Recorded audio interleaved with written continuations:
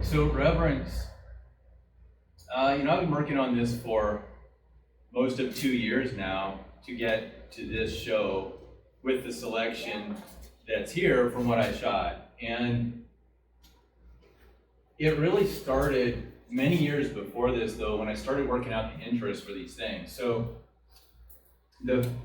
when I was in graduate school for journalism, photojournalism, where I happened to meet my wife, Becca, and she's going to be photographing some of this, I once shot an assignment that I had a professor who I didn't have a great relationship with, and she kind of took a moment to let me know that one of my assignments in particular, or whatever work I was doing, struck her more as art than journalism. And she meant that to be a criticism, because I was there for journalism. What was in my head was a big smile. What might have been coming out to her was a big smile. Because I actually only chose journalism school because I wanted to learn about photography. And that was a 2-year program instead of the 3-year MFA. That was cheaper and easier for me to afford. And so that's where I was, and this is now where I am. In 2004, after graduate school, I had taken out some extra loans to be able to spend 3 months with a dream backpacking trip in Europe and dip down for a couple of weeks into Morocco in northern Africa. And when I was out in a really remote place in the high Atlas Mountains there with a small village, people who look like me and come from where I come from were in extreme rarity there. And I got to hang out with some goat herders that were spending their summer in a high valley, and I got to go with some of the elder village people to take them supplies by donkey. We went up over ridges and finally got to them, and what I brought back from that is actually the first piece of Reverence, and it's in my pocket. And it's a goat horn that I found along the way on that day. Carried it with me the rest of the summer in my backpack, have moved with it, lived with it for now more than 15 years, and it's actually not on the wall in this show. But I did photograph it, and maybe we'll see it another day. But the reason I bring it, and the reason I bring it up, is because of that being a thing that in particular started me, I think, noticing and paying attention to what I'm seeing out in the world when we slow down enough to look. So all of these pieces extend from that, even though this was 2004 and this started in 2018 with this specific mission of being here in this gallery. And what this has been is a practice of slowing down when spending time with nature and connecting or reconnecting to remember that we're part of nature. And I just love paying attention to the details and the simple things. So some of these that only have one piece in them, which I guess for what's on the wall, that's many of them. It's so simple, but I look at this as like poetry, distilling things down to the simplest form.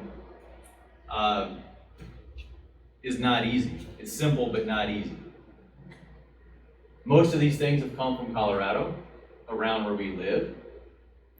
For example, the set of 3 bones furthest over toward the window all came from the same experience out in the National Forest near Mount Princeton when I was out there for a weekend-long yoga retreat. And what I noticed was one bone, and I'd been hoping to find bones at some point. I can't imagine how long they've been out there. They're bleached, they're cracked, they're fractured, they're dried, and it was just one. So this starts the curiosity, well, how can there only be one? What happened in this story with this life that there's only one bone out of an entire skeleton, an entire body, an entire life? And so it seemed intuitive to me that there have to be more around. So I started wandering without trying to let my mind and the thinking part of this get in the way. I started wandering with sort of a relaxed and loose approach to just allowing that to come to me, essentially. And so I found one, and then I found another, and I kept wandering around in like the travel pattern of a bee, realizing I just kept crossing around in so many of the same spaces, passing the same trees, the same rocks, until I had basically an armful. So much that by the time I returned from our lunch break for this yoga retreat, and I got to the gate, which crossed from the National Forest property onto the property where we were staying, and I happened to time it with some other people coming back, and I asked them to open and hold the gate for me because my arms were that full. I started getting some weird looks because I came back with a bunch of bones and people wanted to know what I was up to. And so then we spent that evening with people coming back, all right, now what is that about? And I am explaining to them, you'll see. And again, here we are. This is part of what that leads to. To just notice what within me gets stirred up by seeing a piece. What is the urge that calls to me to pick this thing up? And most of the time, I don't know why I'm picking it up. I don't know what I'm going to do with it. There's not some obvious thing. This piece right here, I'm a little curious what you all see in it. To me, it's obvious, but that's probably an unfairness because it has a thing to do with me. Just how I see it. But that, I guarantee you, is not how I found it in the dirt. So when I take this into my studio and I spend time with this, as an example, just like any of these pieces, and I'm moving it around in my hands and I'm photographing it in different ways, which sometimes is easier and sometimes not so much. It's pretty hard to get two very round ball-like rocks to sit on top of each other. So I don't always have enough of an option to just move around with the camera. I'm having to spend time actually sitting there, and I don't want to say contemplating because it's more about allowing things to arise and say this is the thing, until what we come out with, to me, is something with what previously would have been perceived or overlooked as just a dry, dead, broken fragment of a branch.